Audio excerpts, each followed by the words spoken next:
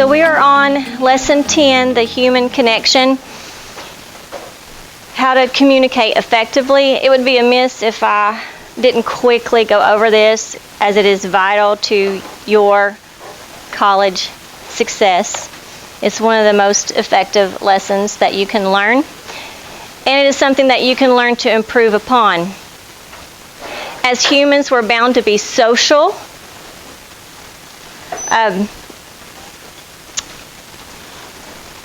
It is one of those things that we need to learn how to, it's foundational actually. We need to learn how to convey messages, receive messages, get our point across, have others understand what we're saying.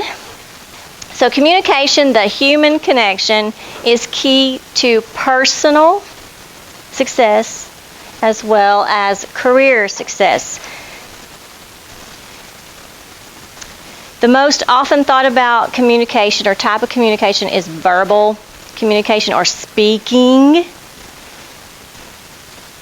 While it is very important that we know how to speak clearly, concisely, and get our point across, our message, our meaning, there are ways that we can learn how to do this. In class, you are expected, whether it's said to you or not, but you are just expected to engage in discussion. Some of you might have the personality of being more quiet or timid, and that's okay to have that personality. But still, your input is expected. It is necessary within the classroom environment. It makes you part of the community as our little classroom community, and it helps you build skills for the future. You are expected to ask questions. That's almost ironic that I would even have to mention that, because if you don't know something, it would be assumed that you would ask to either clarify what you don't understand, right? But some students don't. So make sure that you either ask questions of the instructor or of the group, just to make sure that you are understanding everything.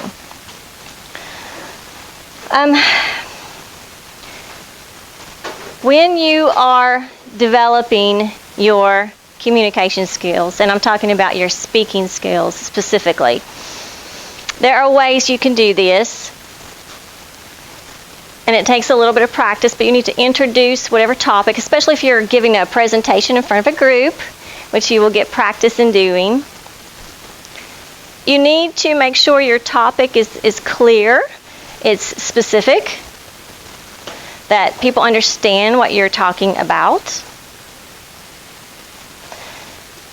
and having the ability to form your words in a clear and concise way. That takes a little bit of planning, especially when you're presenting, because you have to think about what you're going to say and then how you're going to say it, because you don't want to add confusion. You want to make sure your message that does get across is getting across correctly. The correct tone, how you say it, how you speak it. Now, my father had like one tone for everything, and he was known for that. Very authoritative, perhaps, very harsh. Some people have a very mild or meek tone all the time. But learn how to adjust your tone to your environment. So how you say something is just as important as what you say. If you're giving a presentation or you're just speaking to someone casually or in a small group or any kind of group discussion, remember, if they ask you questions, they didn't quite understand what you said. So learn how to maybe restate what they asked you so that you understand what they're asking, and then clarify it or say it in a different way. It's important to learn how to do that, and that is actually a skill. And use the correct language register. In other words, know who you're talking to, what environment, what social setting, public or private, what environment you're talking to, what the topic is about. When you are talking to your friends, and I don't know if I've said this before in a casual environment, your words with your friends, your peers, are only like a 400 to 800 word vocabulary. And that's all you typically use. So it's a very limited vocabulary. When you're talking or presenting, you want to expand, use more formal words and correct sentence grammar within your presentation or your discussion.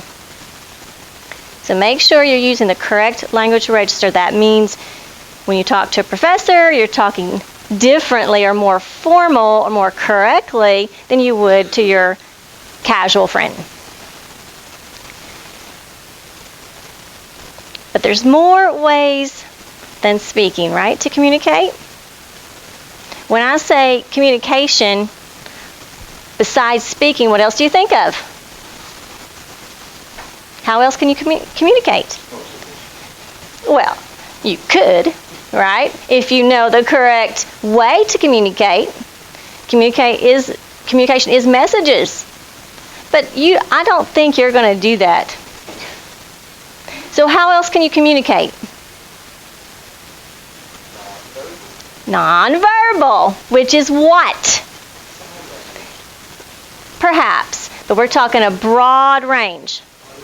Body language, which I'm looking around right now at body language, okay? I've often said, I know what you're getting out of what I'm saying just by looking at you.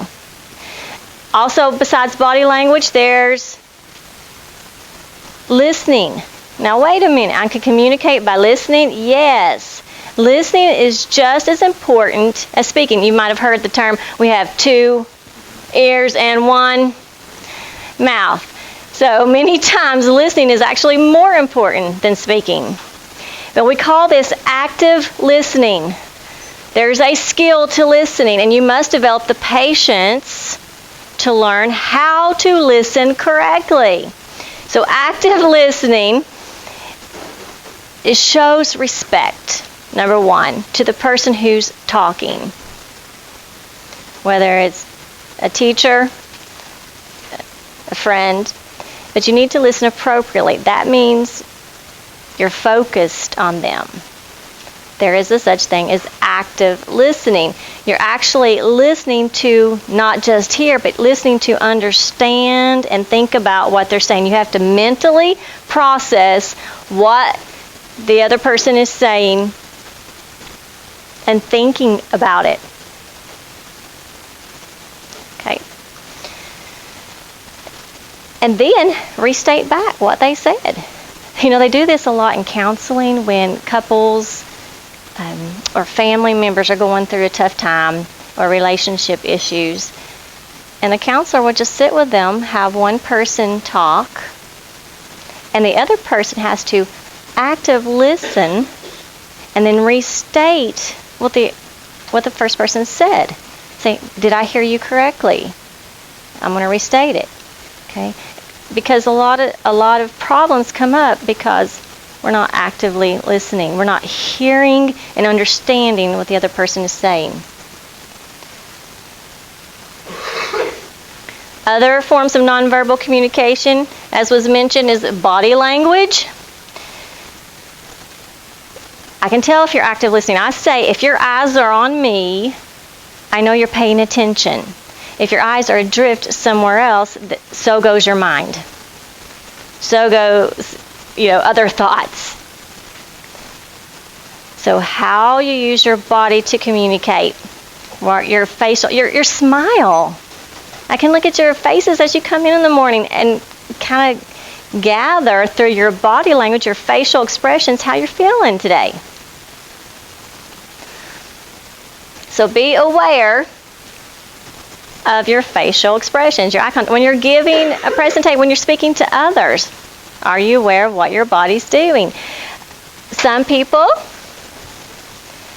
in their arm and hand gestures, or have you ever seen, or maybe it's been you in the past, when you give a speech and they're real nervous and they might shake. So you learn how to control your body so that so people are able to focus on what you're saying and not what your message through your body is giving out. Okay?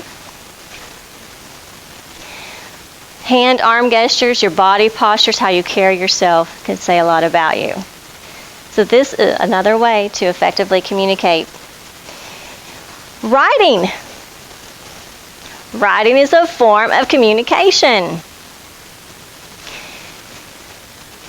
When you're writing, remember, it is written down. It is permanent. Basically, if you send it through email or text, use the right tone. Be careful of the tone you use. You don't want your message to come across differently than what you intended.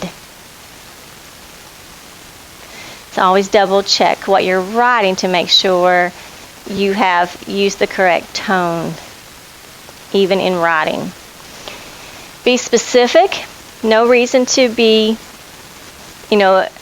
long-winded. In other words, get to the point. Be specific of your message. In emails, follow protocol and who you're writing to. We've talked about that a little bit. If you're writing to a professor, use the correct headings, the correct greetings, and the grammar and sentence formula needs to be correct, because it says a lot about you on how you write. And if you ever receive communication, make sure you respond promptly. For example, if you receive an email from your professor wondering where an assignment is or something about a grade, and you don't follow up, you don't respond to them, that leaves a bad impression, but actually it's a huge response. So see, no response is actually a response, and it's the wrong one. It gives a response of, well, I don't care, or I'm not going to get back to you. So make sure you always respond in a timely manner. So quick summary on communication, that human connection.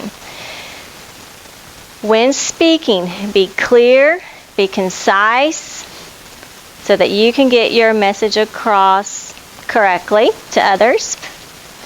Use the correct language register to your audience, whether it's you're talking to students or your professor. Ask questions.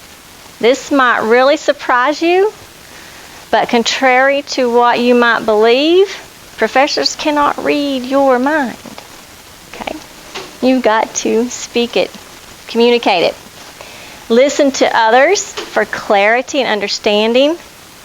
Make sure you understand what they're saying. If not, go back to the asking questions part or restate it. Pay attention to what your body is saying, how your body gives a message. Bored, nervous, upset. When you write, the written word should convey correct tone and be very precise. Follow correct protocol and use correct grammar when writing. And lastly, respond promptly to all written communication that you do receive from instructors. Communication is a skill, like getting upon a bicycle, right? And learning how to ride that bike is a skill you learn. And if you're willing to work at it,